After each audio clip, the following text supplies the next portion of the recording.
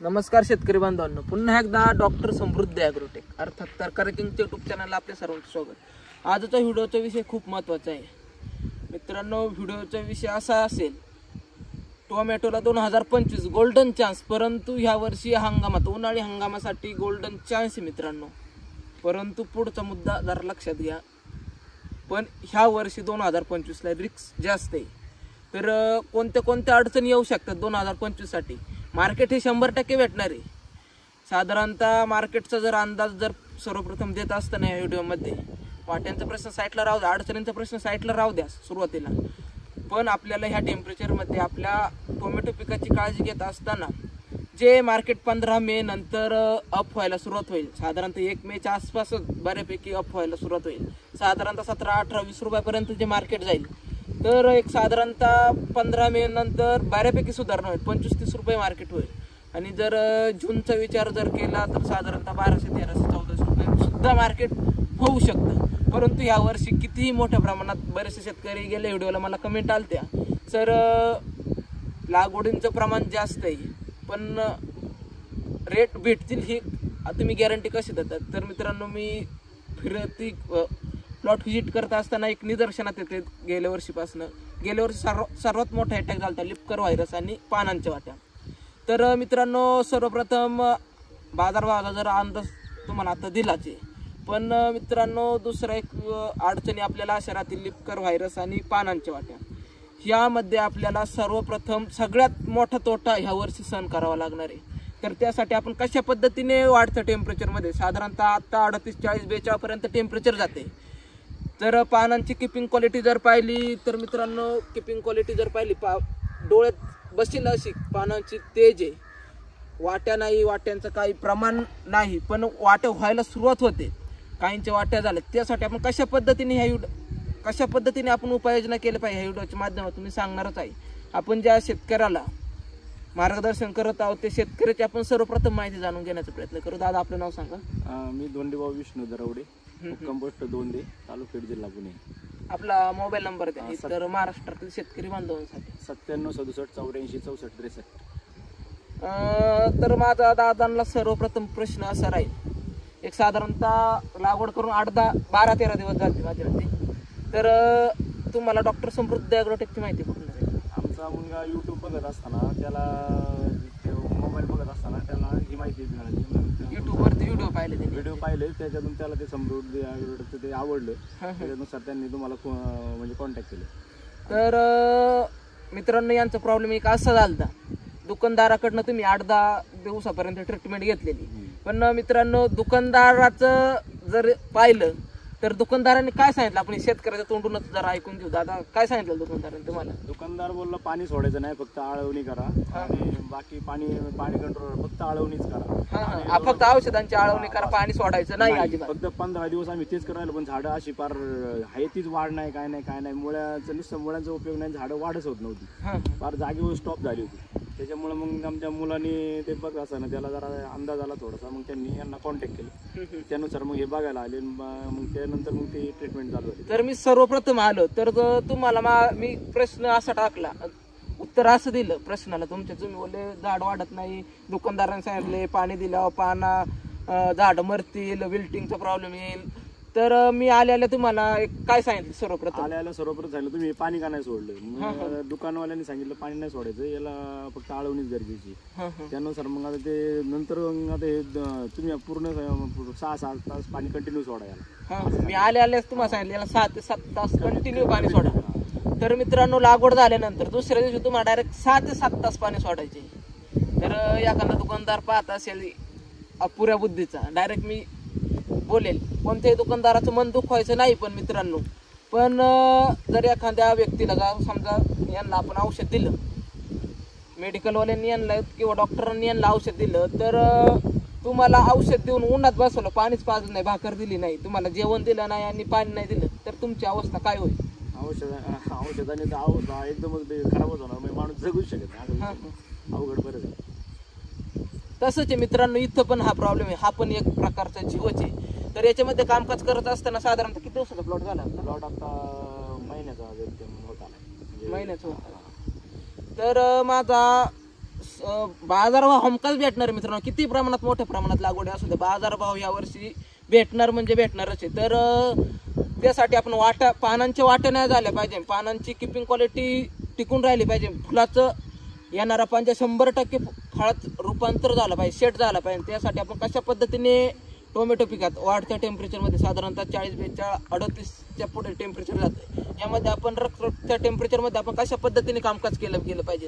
तर मित्रांनो, कामकाज करत असताना सर्वप्रथम आपल्याला स्प्रिंकलर जर असेल किंवा रेन पाईप, गावठी उपाय करायचा आहे वाट्यांसाठी. कुठल्याही प्रकारचं गरज नाही आपल्याला औषधांची फवारण्या करण्यासाठी. तर गावठी उपाय करत असताना सर्वप्रथम आपल्याला स्प्रिंकलर असेल तर स्प्रिंकलरच्या माध्यमातून सकाळी 10 ते 15 मिनिटं, जास्त नाही, फक्त सकाळी 10 ते 15 मिनिटं, आणि संध्याकाळच्या पारी रेन पाईप संध्याकाळच्या पारी द्यायचंच नाही, फक्त सकाळच्या पारी द्यायचे. जर चुकून सकाळी लाईट नसेल तर संध्याकाळी 9 ते 10च्या दरम्यान आपल्याला पाणी द्यायचे, फक्त 10 ते 15 मिनिटं. स्प्रिंकलर सुद्धा रेन पाईप 10 ते 15 मिनिटं फक्त पाणी देऊन घ्यायचे.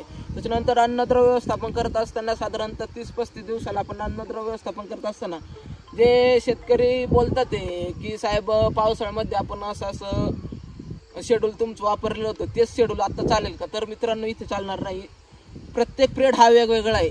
थंडी असो, उन्हाळा दिवस असो आणि तुमचा पावसाळा असो, तर प्रत्येक सीजन हा वेगळा राहतो. तर त्यासाठी आपल्याला ट्रिपमधून अन्नद्रव्य व्यवस्थापन करत असताना सर्वप्रथम 60 ते 62 साधारणतः 30 ते 32 दिवसाला अन्नद्रव्य व्यवस्थापन करायचे. ICLचं 060 वीज द्यायचे, साधारणतः एकरी 5 किलो, आणि त्यासोबत द्यायचे गोल्ड स्टार नावाने मार्केटमध्ये सीवीड, कुठल्याही प्रकारचे सीवीड घेऊ शकता. तर त्याची फवारणी आपल्याला करून घ्यायची.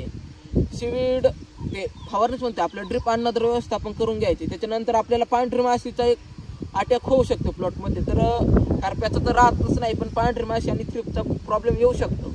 तर आपल्याला BASFचं इफेकॉन घ्यायचे, साधारणतः 16 लिटर पंपाला 30 ml पर्यंत, आणि त्यासोबत आपल्या चिलेटेड झिंक ही एक फवारणी तितकीच फायदेशीर ठरू शकते. त्याच्यानंतर साधारणतः आपण विचार जर केला तर आपण 30-32 दिवसाला 60-20 आणि त्यासोबत आपण सीवीड दिलं. त्याच्यानंतर आपल्याला देत असताना पुढचं अन्नद्रव्य व्यवस्थापन खूप महत्त्वाचं आहे, खूप म्हणजे खूप महत्त्वाचं आहे. साधारणतः 35-36 दिवसाला आपल्याला कॅरॉनचं पॉस घ्यायचे, साधारणतः एकरी 2 ते 2.5 लिटर.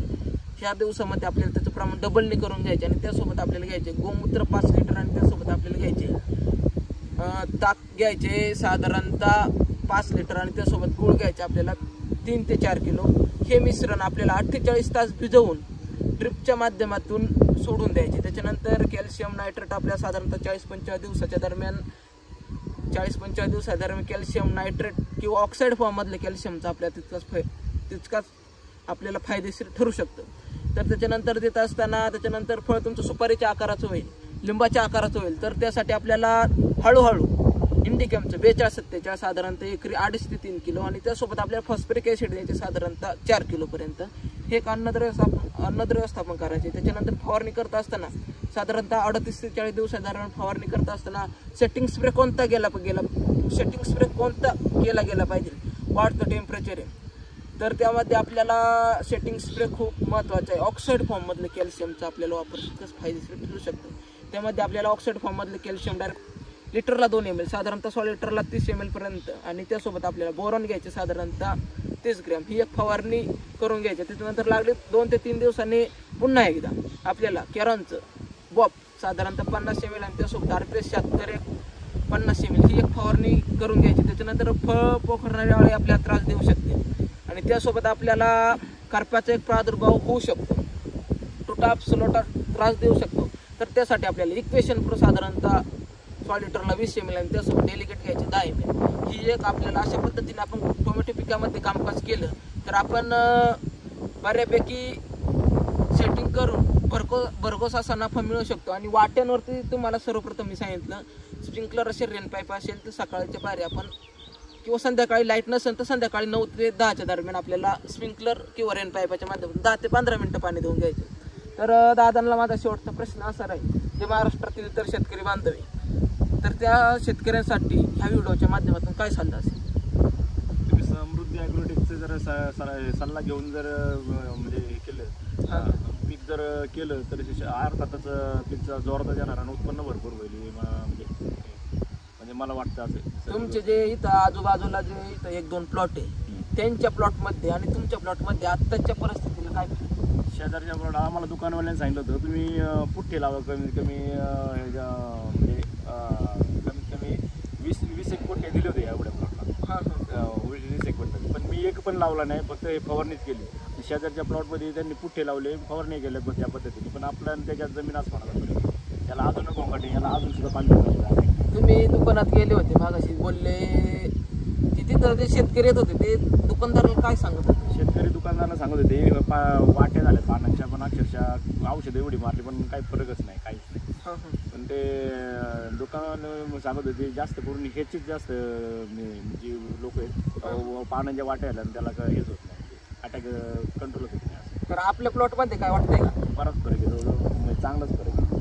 पानं अशी एकदम पसरट आणि एकदम म्हणजे सेटिंग बिटिंग एकदम पद्धतशीर चांगली.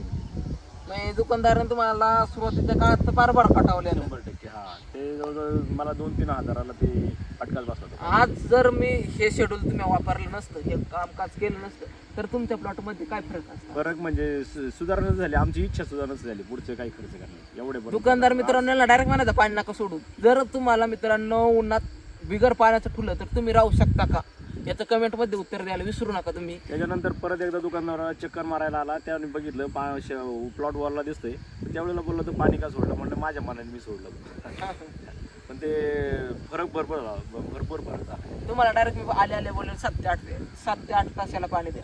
पाणी दिल्यानंतर दुसऱ्या दिवशी तुम्ही बोलले फरक 100% फरक झाला. म्हणजे झाडच लगेच फ्रेश झाली. ती अगोदर एवढी औषधं सोडून सुद्धा झाडं म्हणजे तेजवार नव्हती, दुसऱ्या दिवशी लगेच तेज वाढलं. तर मित्रांनो सुरुवातीच्या अवस्थेत जर कामकाज करत असताना टोमॅटो पिकात लागवड केल्यानंतर लागलीच दुसऱ्या दिवशी किंवा चालू असताना साधारणतः 7 ते 8 तास पाणी देऊन घ्यायचे या टेम्परेचरला.